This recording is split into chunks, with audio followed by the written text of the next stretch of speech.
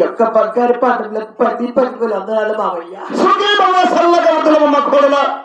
అయినా కూడా అవును ఈ యొక్క పారుతున్న పర్యటనకు వచ్చి అవును కదా అమ్మా కొడలని పిలిచావే. అవునమ్మా నన్ను పిలిచిందే పనులే మావయ్య. తెలపడానికే పిలిచారు కదా. అవును మావయ్య. తెలపవచ్చునా? అలాగే తెలుపు మావయ్య.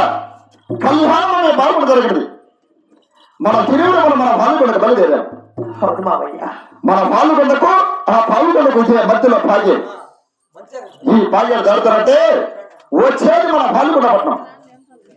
అవును మావయ్య. మన పాల్గొండ పట్టణంలో ఎలా ఉండాలి అనే పద్ధతులు నీకు తెలియదు కదా. అవును మావయ్య. ఒకసారి పలికిస్తా అలాగే మావయ్య.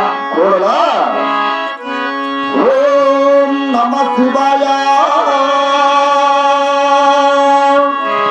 ఓం నమో నారాయణాయ.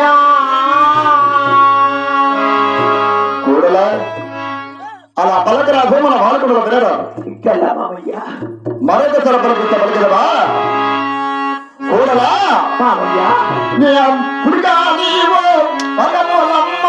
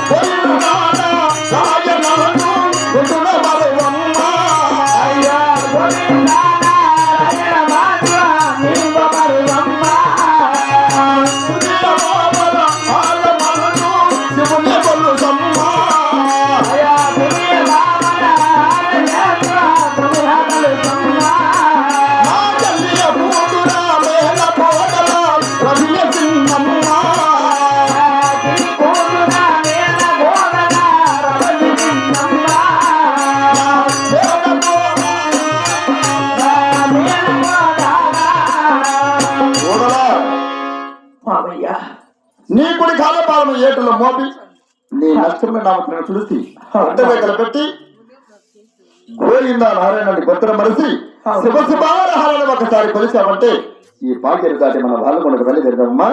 అలాగే మావయ్య. అదామంటావా? అలాగే పలికిదవా మావయ్య.